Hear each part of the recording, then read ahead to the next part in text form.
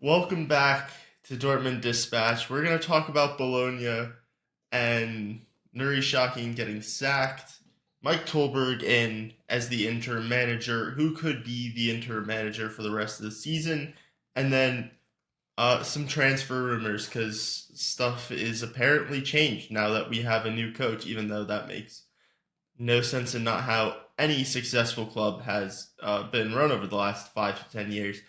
But anyway, Pedro, let's get us started. So Yes. the match with Bologna that happened. Nuri Sahin no longer the manager. How do you feel about that? I mean, it was already expected. I even wrote that in my player ratings for BB Buzz. I mean that performance was just like I even was even texting Joey before the game was finishing, and exactly when they scored the second goal and just eventually came back from the 1-0 advantage. I just enjoyed. Man, this is just a spineless performance, and I put that on the title because for me that's the perfect description of the match. Was completely spineless because man, we were just defending and attacking a 4-4-2. But I mean, the idea was to go in counterattacks and long balls, but we couldn't even do that. Like, we scored in a questionable penalty.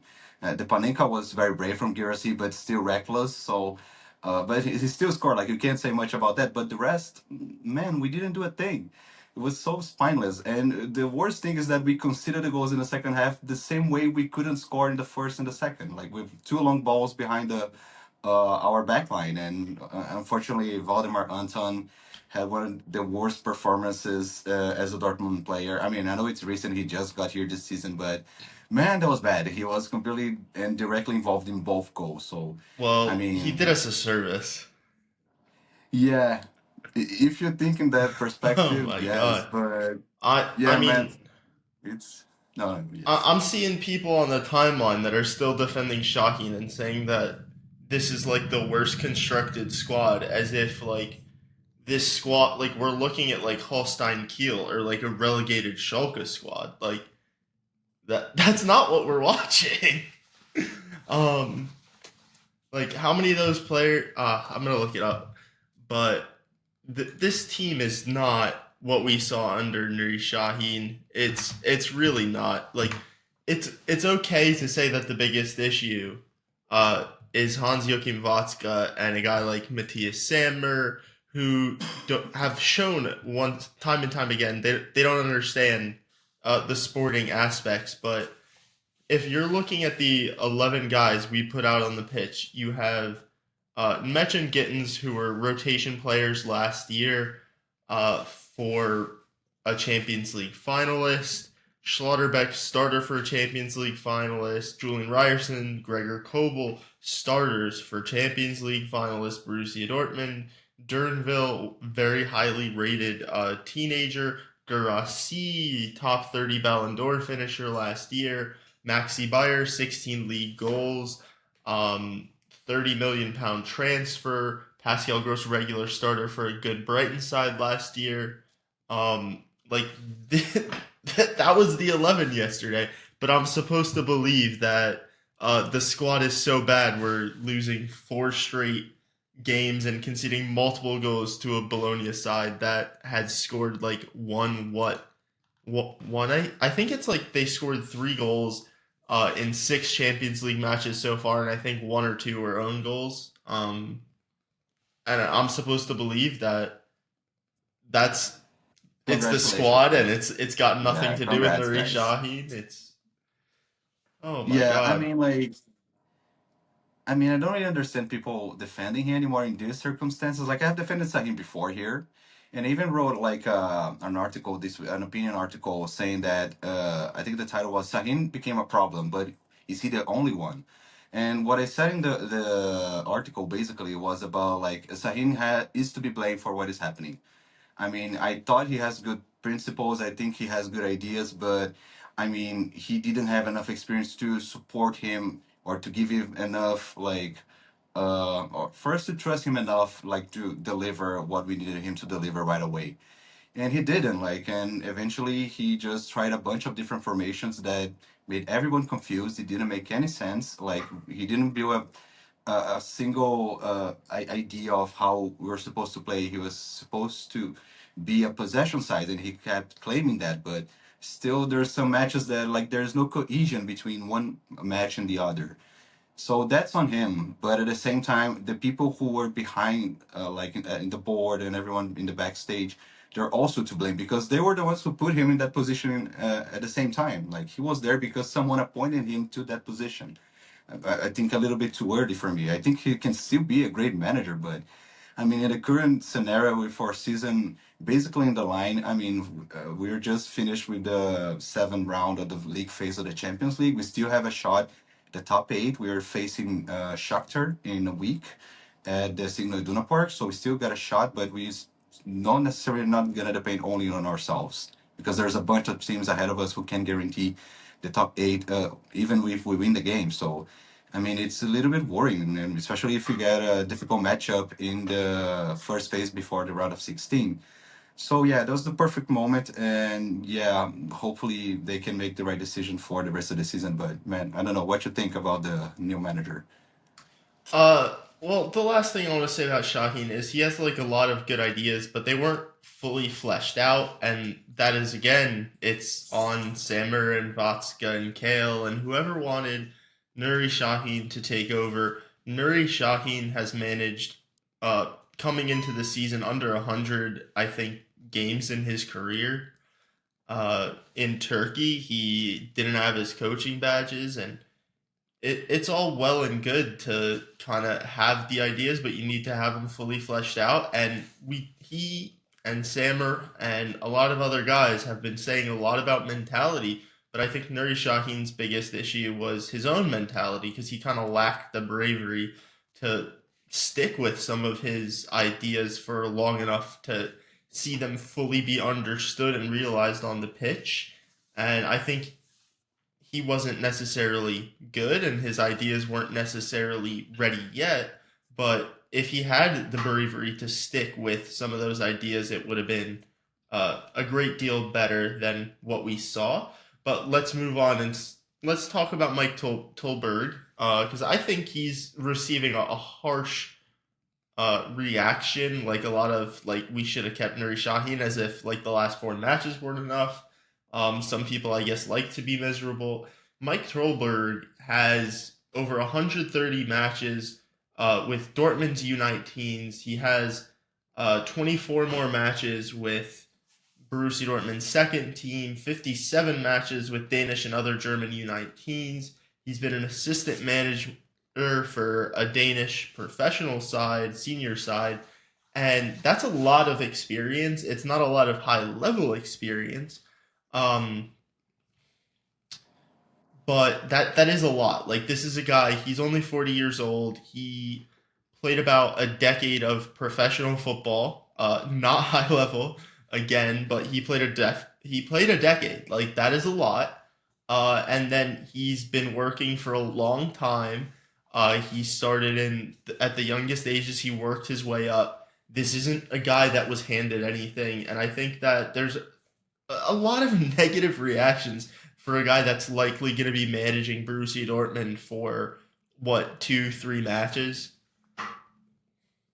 Yeah, no, I completely agree. And first, of course, guys, apologies, but my tripod here I had some issues with it, but now it's fixed. But yeah, hopefully it was not that distracting. But about the Tolbert, I think you're right. I mean, I think it's way too early for a reaction for a guy that's not gonna stick at the position of main manager of Borussia Dortmund. He's not ready. It's not like we're gonna be Terzic 2.0 kind of situation, and it's not like he's Terzic like Terzic, but.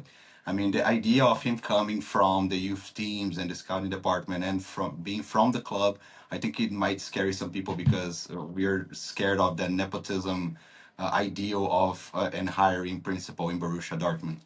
But it's just for 2 games, and I think it's going to be a challenge for him, especially at this moment of the season, because we need to respond. And those are 2 games at home that we need to bounce back. And both of those games are pretty winnable with the squad we have in place today. So I'm expecting at least a little bit more like a different way of positioning themselves on the field and hopefully a different energy because against Bologna, as I said, was spineless. Like I think I even highlighted in my ratings at Amy. It's not like he didn't contribute that much, but the way he was running after the ball, the way he was not satisfied with the defeat. Like you could see in his body language that he wasn't happy with the situation. So I gave him a shout out for that. But I mean, none of the substitute really made an impact against Bologna. But the point is that I want to see not a spineless team this time. I want to see at least guys who are willing to do everything to win the match. So that's what I hope for the I next few actually want days. to backtrack a little bit because I think it's disrespectful to compare Tullberg with Edin Terzic from when Edin Terzic first became caretaker manager of Borussia Dortmund. Because Edin Terzic, when he became caretaker manager of Borussia Dortmund, had never been anything other than an assistant manager. So Tullberg has actually been a head coach, and much of Terzic's time as an assistant was with West Ham for 2 years, Besiktas for a year, and that was like he was then removed from coaching for quite a bit of time before he became the assistant at Borussia Dortmund before becoming a caretaker manager. Um, and then eventually becoming the permanent manager. So Tolberg has much more managerial experience as a head coach at the youth level and the semi-professional level that the second team played in at the time he was there. And I think that that's not to say he's as qualified to be a Borussia Dortmund coach, but I think there is a realistic chance that uh, Niko Kovac or whoever it is that would be coming in as the interim for 6 months uh, has like I think Tolberg could essentially get us into the Europa League next season. I think that you should probably hire Kovac because we can overcome a 7 point gap to overtake some of the sides above us. I think that's possible. And I think that's worth the risk. But if you can't get your choice A, choice B in a guy like Nico Kovac or Sandro Wagner, then I think that like your option C being Mike Tullberg, I think that should be more than good enough to get you into the Europa League. Yeah, no, I agree with you. And I think just to go again in the fact check, I just searched it up and I remember I did an article about Terzic's career. He already worked in this under 19 teams at Borussia Dortmund, and he was already a fan at that time, but he also as a coach in the Team B, and he was a guy who supported the main coach in the under 17 and under 16 from 2011 and 2013, just to make sure we have all the facts. Uh, sure that, but I mean, my idea was just like, and I was not comparing both. I think Tolbert has much more history than Terzic. It's just the idea of a guy coming from the club and the nepotistic feeling that people are afraid of. That's why the criticism was coming from. But Yeah, yeah, I mean, I about get the that, league. but Mhm. he worked his way up. Like he started with underage teams at like I don't know how young, but like sub 17. He worked his way up. He got a U19 job for a local regional side that plays in like the fourth tier. So like a low level U19 job. Then he gets a U19 job from a top club in Denmark, and then he comes back to Borussia Dortmund. He gets a better job here, and he works a considerable amount of matches. So like this is a guy, and again, he didn't have that long term playing career. He's not here because he was friends with anyone. Like this is a guy that has had to work for things, and the criticisms of his U19 side are essentially that he plays a little bit too defensively at times and doesn't play football that's as good for developing um, U19 players and youth players for Borussia Dortmund senior team. It's not that he's like it's almost that he's too tactically demanding and a little too conservative, a little too results oriented for U19 football. But he's delivered U19 results and he's won a lot of U19 titles.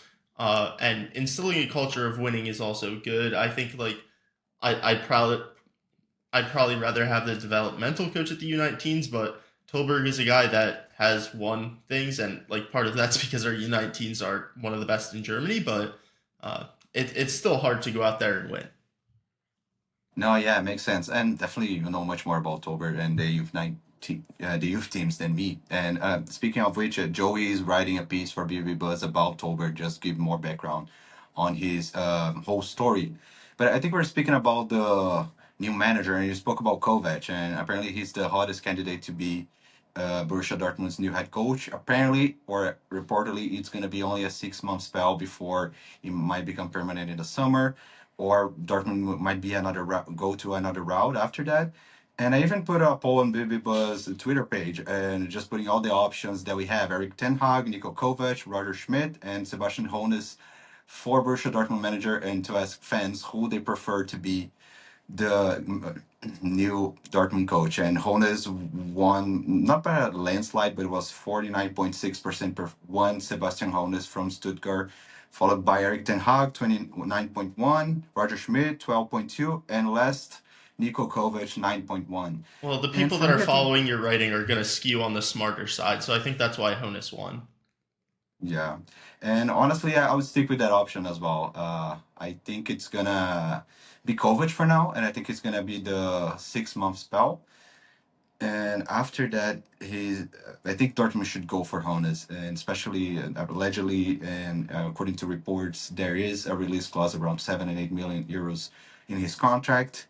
And I think Dortmund should go for him. I think he's one of the most brilliant young managers, sorry, in the Bundesliga right now.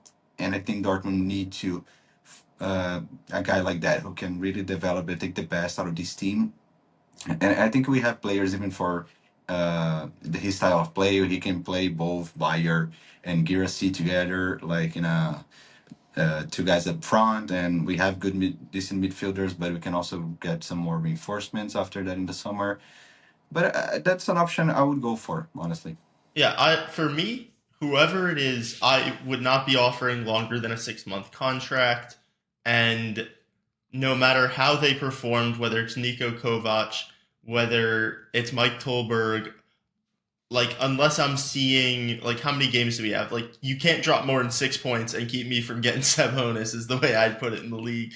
Like you would need to go on a generational run, have the underlying numbers to back it up. Like I don't think there's anyone out there that would meet my exceedingly high expectations for the rest of the season. Like to prevent me from just cutting ties and going to Sabonis. Um, like I think that Niko Kovac is a great option because he can really pick up, increases his managerial stock with like a little bit of a Champions League run to like the last 16 with Borussia Dortmund and like a top five finish. I think would really get his name back out where he wants it to be, and I think that would really help Borussia Dortmund stabilize things as Hans Joachim Watzke is set to step down. And then that brings in Seb Honus, and all of a sudden things look a lot more peachy. We still have some guys that we would likely not want to be involved in the higher ups of the club, but those guys are going to have a lot less kind of soft power backing them once Watzke leaves. Maybe I'm too much of an optimist, but that's my hope. Uh, I don't think we need to really talk about the other summer options. Ten Hag, Roger Schmidt. It's Seb Honus or nothing, right? Yeah, I think so. I mean, my biggest fear with Ten Hag is also the personal issues he might have with players, and there's a bunch of reports on that at Manchester United. And I'm scared of which Ten Hag is gonna come to Borussia Dortmund. I love the one from 2019 from Ajax, and that's the one I think Man United were getting when they signed him a while back. But that didn't happen at United. They didn't have a proper or like a clear style of play. Like it was not what I was expecting, at least coming from that 2019 Ajax team. So not a big fan of Ten Hag, and especially with the personal issues. I think there wouldn't be as bad because I think the Dutch and the German culture are more similar in that matter, and I think it was more of a cultural shock in England, of course.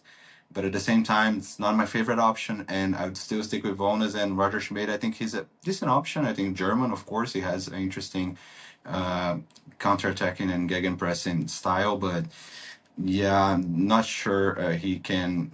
He's the name that we need. I think we need a guy like Holness who really would make an impact on the team right now. Yeah, the head of one of the founders of StatsBomb, I heard talk about Roger Schmidt, and essentially the concern with him is that after 18 months, you can kind of statistically see his press immediately start to fail because players, for whatever it is, it's too intense, it's too demanding. They get bored of it. I don't know what it is, but you can see that 18 months into pretty much every job he's had, there's a really steep decline, and you're probably going to have to give him a 3-year contract. You're paying out half that. So that gets to be a bit of a worry. The biggest worry for me, though, is he's a known Schalke fan, and he would likely want to come in and sabotage Borussia Dortmund because he's a Schalke fan. And for that reason, I absolutely hate Roger Schmidt. I've spoken enough about Eric Ten Hag. I'm really not a believer because managing Ajax in the Champions League is a little different than managing in the Champions League when you're in a top league because Ajax can rest a lot more players and rotate a lot more in the league.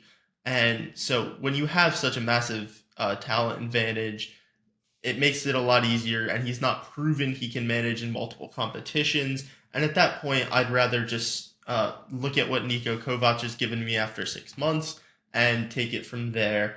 But let's get into some of the winners and losers of Nuri Sahin getting sacked. Which player do you think is the biggest winner for you? The biggest winner, I think it's for me. It's either Gittins or Felix Mecha because I think those are the guys who really had like. Of course, Gittins had already a lot of potential, but it was this season that he really had the chance to start and show his potential. But Felix Mecha at the same time, I think I'm gonna choose Felix because from what we saw last season and what he kind of became, and then by the end of the second spell as a manager, he declined a little bit. But I think Felix, I think it would be the biggest winner because I think a lot of the fan base was really like frustrated with his situation and especially with the amount of money we paid for him. But at least now, even though he's not playing that well, we see the kind of player that he can be, or at least we can be a little more optimistic, depending who is the manager. So I think I will go with So you, Felix. you think Mech is going to get the biggest boost from Shocking getting sacked? Because I think there's a guy like Marcel Sabitzer who, like, I still don't believe in, regardless of how he plays for the next 6 months. I have him on the shopping block, but I think that without Nuri Shaheen being there, I think this is a guy who could see some minutes at the number 8 position just because of a lack of other options. Maybe some minutes at the 10. I really don't know. I still think he should be sold for like half the fee we paid for him this window if anyone offered. Because I really struggle to see a role for him, but I think that a new manager could come in, he could be a winner. Just because I think if Shaheen had stayed, I wouldn't have seen Marcel Sabitzer again. There's also rumors that he and Shaheen had some friction, so that's a guy who I think could see their minutes really tick up. But in terms of being on the pitch, I think the biggest winner is one of Shaheen's biggest fans, and that's Seru Gurasi, because our football was dreadful. Seru Gurasi, I think, is was really struggling with our chance creation issues, and because of our chance creation issues, that means every time that he flopped like a little dolphin in the box, it made me pull out all my hair. It made me rage. And I know that a lot of our listeners, a lot of my friends that listen to the podcast have said to me that I've conditioned them into seeing it, and it's so frequent. And Twitter has also played some very funny clips of his reactions. And I think once the team's able to create chances and he's able to get in and amongst the goals, which is something he hasn't really done aside from some penalty kicks of late, then I think you could really see him be the biggest winner in terms of on-field performance for me. Yeah, yeah, no, I agree. And at the beginning, I thought you were saying like the biggest winner from Sahin Spell as a manager, but I mean, Oh, after I the don't think actions, for anyone me, I won. think I don't think anyone won. I still agree with those guys. Still had a small boost, like even Yeah, though but Sahin Spell as I a think that's manager, essentially, not to cut you off, but I but think that's essentially Nemecha like turning 24, entering the prime of his midfield years. I think that's Jamie Gittins becoming a full-fledged starter for the first time in his career. Like the other guy I'd point to, and this is why I always said that Nuri Sahin hadn't made a single player better. Is the only 3 players that got better are a winger that turned 20 or 21, a midfielder that turned 24, and a center back that turned 24, and Nico Schlotterbeck. And I think everyone else has not reached the level they were at last yeah, year. and Nico was already brilliant before, so like it's not. Yeah, Yeah, but but I he went understand what you're from being saying. very good to I think From genuinely elite. yeah, yeah, he's already excellent. But I don't know. But it makes sense. Like Sabitzer, with Sahin leaving, I think he has a chance of come back to the 11. Maybe the younger guys like Keo Watkin and maybe Filippo Manu finally have a chance to start, and we don't need any more improvisations, especially with a under 19 coach that knows those guys. But yeah, I'll stick with those guys. Like for me, but yeah, I just hope to see something different and like a different attitude. Yeah, this is the first game I'm gonna have really looked forward to in a while, in a long time. Yeah, So yeah. I had if no I see hope. Kiel Watkins starting Saturday morning when I You're gonna wake have a up, meltdown for sure. I'm gonna be so happy. I will be so happy. But who do you think is the biggest loser from Nuri Sahin's sacking? Nuri Sahin's second biggest loser. Uh, that's a good question, but yeah, I don't know. Like, I don't think there is like a guy who was like extremely and fairly not being used. I think, as I said, I think the youth guys I think could have a better shot without Shaheen because we're expected for those guys to uh, be used like and be utilized by the manager, but they didn't. So I think I would stick with the young guys because I don't. I think he tried to rotate a lot, but he just couldn't take the best out of the players that he had. Just a few of them, but still, like it wasn't a constant. Like was a lot of ups and downs. So I think I would stick with probably Q Watkin. I think it's a good shout because I think he could be potentially the eighth for this team, and it's a position that I think we need. And we were looking at the market. I No, no, mean, no. Chukwemeka was a We're guy. talking about a loser now. Like, who do you think is losing, not gaining? Ah, yeah, sorry, man. Sorry. It's here in Brazil. It's so late. I'm sorry. I'm so tired today. Uh, yeah, I don't know. Honestly, I can't think. Who's yours because I can't honestly think for the This is moment. one of the hardest questions for me because, like, I'm looking at guys getting minutes that I think the minutes are gonna go away because, like, I could see like a coach like potentially Tolberg long term. I don't know if he has the weight about him, if he has the gravitas, if he's going to be allowed to make a decision like benching Garasi for Bayer. Um, that's something I could see happening from a guy like Niko Kovac. But I think that it's going to be a different guy that I think might just not really play much again. And I think that it's going to have to be Emre Shan because I think we really saw Nuri Sahin try to accommodate Emre Shan into lineups because uh, people in the club like Matthias Sammer and people that I don't think have very high footballing tactical intelligence. Uh, we're talking a lot about physicality and mentality, and those are the same guys that are Emre Shan's biggest defenders. And to me, that I think is gonna potentially be out the window a little bit more. I think you're gonna look and see a regular midfield two of Watyin, Gross, probably as the primary alongside of Felix Nemecha. And I think that Emre Shan might lose out on a role. Maybe Tilburg's fairly defensive, so if the next game we start with Emre Shan and Felix Necha. That also wouldn't surprise me.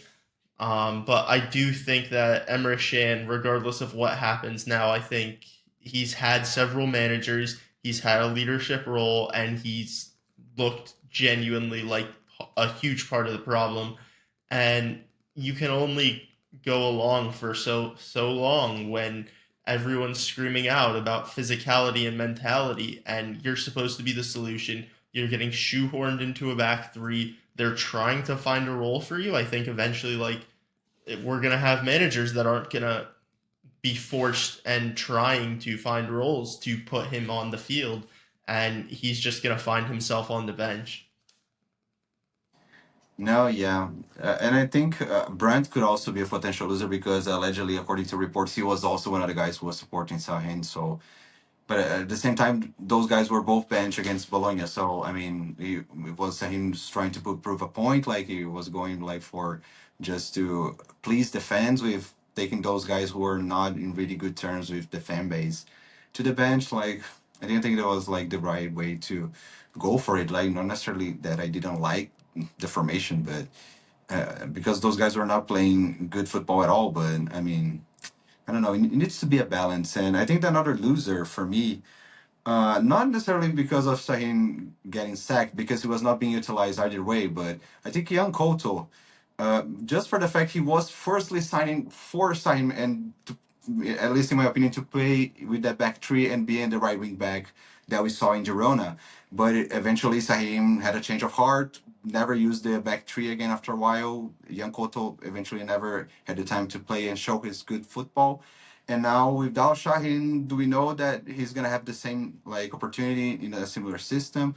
Is the new manager is gonna use him? So there's a lot of uncertainty for him at Some the of moment. his So better for me, performances for me have come out of a back four, and I think that when your left back is Remy Bensebaini, I think that you can really go back to like it's a bit of an older style, but like the older back four style, you used to have one wing back would go forward, the other would tuck in. Occasionally, you'd rotate them, and you just pick a side where whichever side the fullback is high on, the other fullback's a little deeper. So I think if you kind of go to a bit of a more one-dimensional or non-symmetrical side style with that, and you allow your right wing back to push up, that can really allow Remy Bensebaini to be a bit more active in ball progression. It allows your center backs to carry through the middle of the pitch more. And by having them kind of shift into that back three, like I think that's a very natural fit. And no, me Jan too. I think he Koto can can play in a go back four. higher. You can also play Pascal Gross in the midfield. He can drop in at right back at times in certain phases of the play. So I think there's a lot of. I think Jan Koto and this like idea of system transfers is very overrated because you don't need to play a back five to be defensively solid and play Jan Koto at right back. I I agree. think the reason Jan Koto is not a winner for me, because I did thinking about him there, is because Tullberg is supposed to be a little bit more defensive. So I'd be worried about him under Tullberg. But if we get a guy like Niko Kovac, then I think that's a guy that's played with a back three before. That's a guy who I think is fairly tactically flexible. He's played with a three, he's played with a four. Like this idea that 3-4, like it's all made up. Like these guys want to play a system. They don't want to play formations. Like the formation can evolve around the system Of course. and vice versa. And the idea that they're players signed for systems, to me, like no player should be signed for a system. And like a player might perform better in one system than another, but at the end of the day, a good player is a good player, and Jan Kocho has talents that this team needs, and it's just about I finding the agree. right balance. And his creativity, I think, is needed in the current Yeah, side. no, thank you. I've been a fan of Yankota for a long time, and I think he can play in a back four, back three. It doesn't matter. Especially because the way he's utilized, I think, is the most important thing. I think he can play either as a flanker or to the inside with those passes in behind the lines, which I think was one of the best qualities I've seen for him until now as a Dortmund player. But I think what I meant was that like he came here with an expectation, and those expectations weren't reached. And with Sahin in command and now outside, there is some uncertainty, so he can be a loser. Like, so I'm citing him just for that fact. But yeah, I still want him to play. And if I was the next manager, I think I would very solidly would think about starting him, because I think what I've seen from Ryerson in the past few games, way below what he's shown before. So I think Jan Couto is a talent worth developing depending on the system. Absolutely, but let's get into some transfer rumors, and let's start off Kareem Adeyemi to Napoli for around 50 million euros. What are your thoughts on this? I was talking early to Joey about it. Like, it sucks. Like, we have to sell a talent like Adeyemi, but at this point, it's also about selling Adeyemi now, so we don't necessarily need to sell Jamie Gittins in the summer. Because especially if we don't get European competition qualification for next season, Dortmund will be forced to go big selling in the market. So a lot of clubs are going to target our youngest and most brightest players. So I think the idea of selling Adeyemi now, I think it's also related to that matter. But it sucks because I wanted to see both of those guys together. Like I don't like it, but it's not a bad offer. Like if it was like around, I think it was around 52 million with all the package. I think from Fabrizio Romano, if I'm correct. It's not a bad money for Adeyemi, but I mean, we can still like. I mean, that boy has so much potential, and he could have shown more if it wasn't for inconsistencies, problem with the manager, injuries. Like his whole career with Dortmund has been a little bit of ups and downs in that sense. But yeah, I wouldn't like to sell him, but we might be, we might need to. I don't know. I really think that the whole financial issues thing is a little overblown to me because you have a lot of guys that I think like are bad contracts but are shiftable. Like Nicolas Sula might not be shiftable, but I think like uh Sabitzer is, I think Emre Can is, and just clearing the wages and replacing them for half the wage, like you get some money there. And the criticism with Watska is always sporting. It's sporting based. And like they talk about the Club World Cup money coming in, that's about 50 million euros, I believe.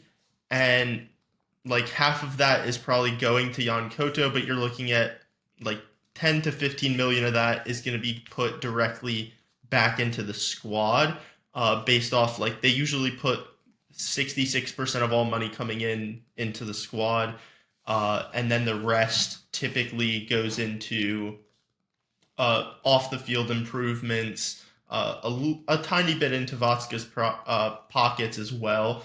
But the criticism of Vatska is never financial. Like the club has no debt. The club is in a very solid position financially.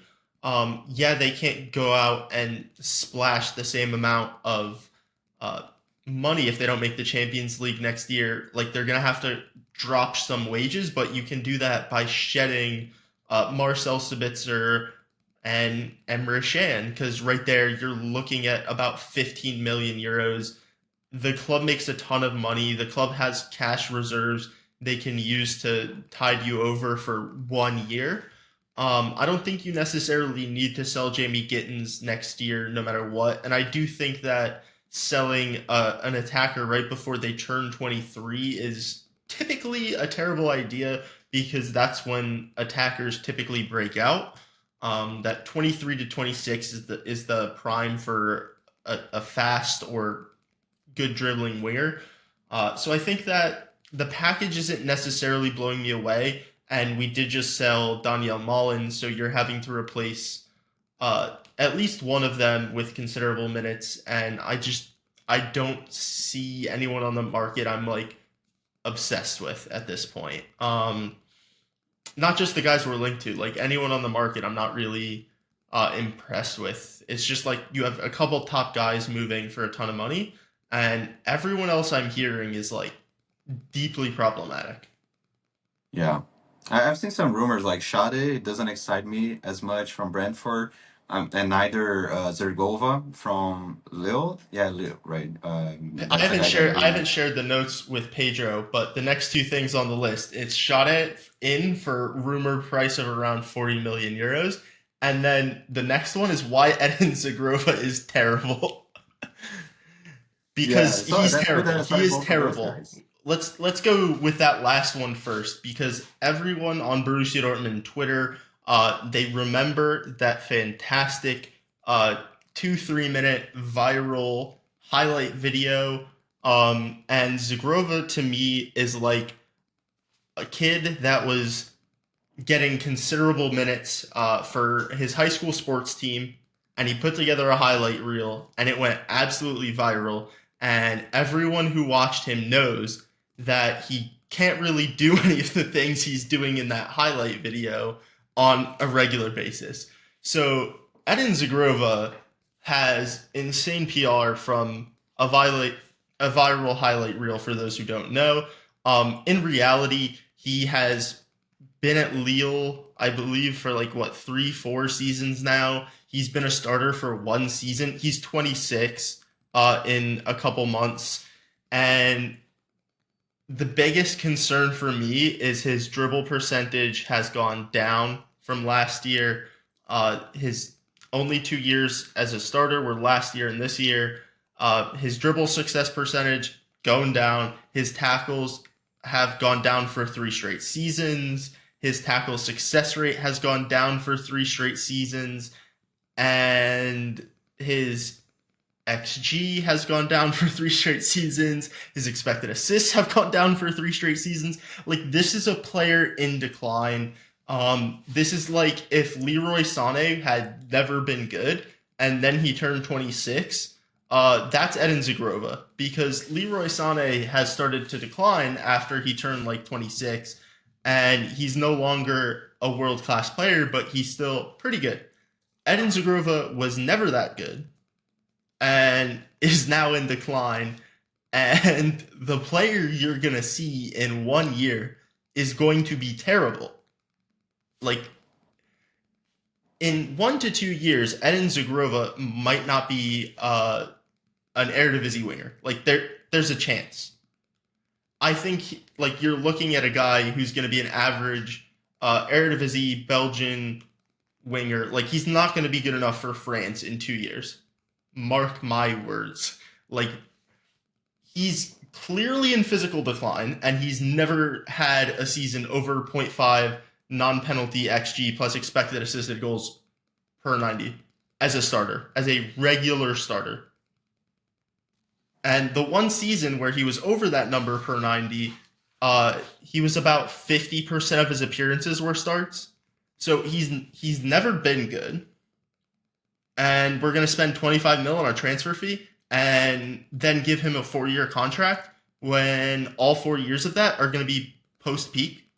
This is a terrible signing. This is beyond terrible. But yeah, no, I completely agree with you. I think he's a little bit overhyped. Like he has decent dribble abilities, but he doesn't sparkle me in any way. Like I think honestly, Bakayoko, I think is a much better option. Like if you're looking for a right winger with left footed, I think he's a much better option.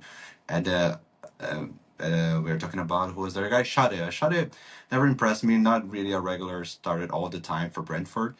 And in that sense, I don't. And apparently, he's the top target for Borussia Dortmund. I think he's the guy they're gonna go for if we probably sell Gittins and Amy. So not really excited for that. I thought we were supposed to have more high quality, high ceiling wingers, and but I don't see that in either those guys, Ergova and Shade. And I think Bakayoko would be a much more interesting option. But yeah, but I wish we could retain Gittins. But yeah, as you said, I think it's gonna be unavoidable. But hopefully not for Bayern.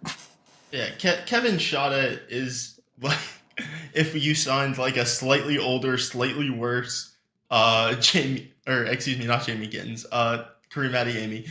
Like, I think he's had some injury history, but not as bad as Adeyemi. But he's a little bit older, and so far he's proven to be a little bit worse at pretty much everything in his career. Maybe if you take him from Brentford to out of the Premier League, he starts performing better. But to me, it's I would not be taking that risk for 20 million euros. Yeah, Uh, I think it's the new Sherla archetype without the World Cup on his resume. I mean, oh my god. Yeah, so I think whoever came up with Shada as a target, I don't know. I don't know. Not a fan. I think he could be good. I think there's definitely a world where he could be good because Brentford is a very well run club. They sign players for a reason. I think he could be good. Do I think it's worth the a club record transfer? Absolutely not. Pedro, do you have a gem for us? Who should we Jam. sign? Who should we be targeting?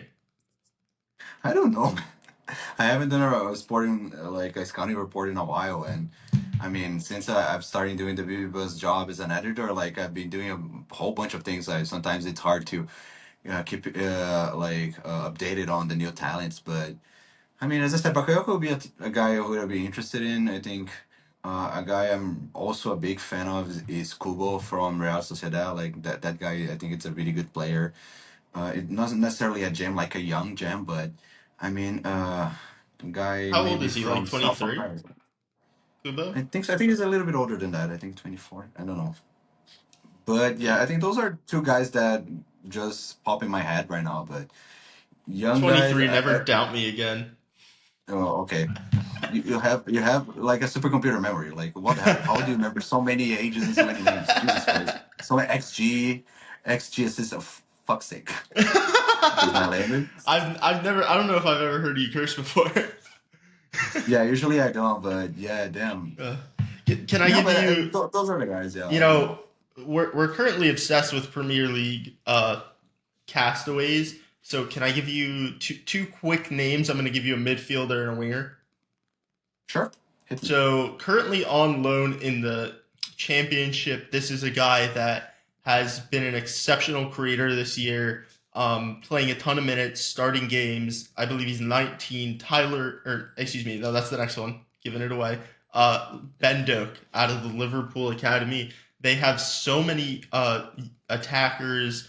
So I think that he's been rumored to be available for around 30 mil. I don't know why shot it for 40 is in any way a better signing than Ben Doak for 30 because you're getting a guy who's younger, who's dominating the championship, and will have Premier League homegrown resell value. Like, Yeah, that's interesting. Like I don't know that player as well, but I mean I trust you. And maybe another guy that just popped into my head is Dibbling from Southampton, but he's injured right now and probably is gonna worth a ton of money. So I don't think that's gonna be like in play for us. But yeah, what's the other guy you were talking? Tyler something? Tyler Morton stated after appearing for Liverpool in the FA Cup, he was on loan with Hull City last year. They finished just outside the promotion places because their owner signed a bunch of players from his home country that were terrible and sacked a winning manager and took them from the playoff places to just outside the playoff places. But this guy was on loan to Hull City last year. He was playing as a six. He's 22 years old. The numbers don't blow me away. I haven't really seen him play, but he's very interesting. He's at a good age. And these guys that were kind of tearing it up in the championship, I think, have been showing a pretty good track record in recent years. I think he'd be available for 15 to 20 million. And I think that, like, the worst case scenario of signing Tyler Morton is you sell him for exactly what you paid to a club that was just relegated from the Premier League. Like, I think it's a zero risk transfer. Okay, I'm down for that. Like a one like really high ceiling and cheap transfers, and that's really what Dortmund needs. So I'm on that boat as well with you for sure. Thank you. But is there anything you want to plug before you go? No, yeah, as usual, follow us, Dortmund Disparity, in all the social media, like Blue Sky, X, YouTube, whatever social media, please follow us. If you want to follow me personally, it's at Del_Trader23. Sorry for the technical issues and sorry for being too tired tonight. But yeah, it's been a fun episode, just midweek, and hopefully with a new era for Borussia Dortmund, or at least, as I said, we need to change not only the manager, we need to change the way the the club is run right now, and it starts from the top. So I'm gonna see some different kind of like quotes and behaviors and ways of doing things from, especially from Lars Ricken and the other guys.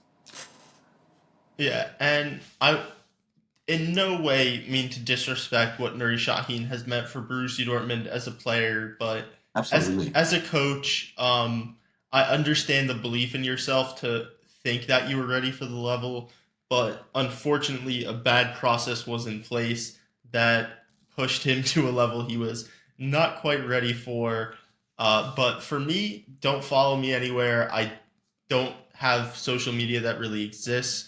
What you really need to do is read everything by Pedro Rodriguez on BVB Buzz because they actually pay him, and I do not to do this. So make sure you pay attention to everything he's putting out there, and Yeah, Joey Meyer as well. that'll do it for us. Joey. Pedro Rodriguez. I'm just kidding. You can read Joey stuff too. But that'll do it for us. Have a good one.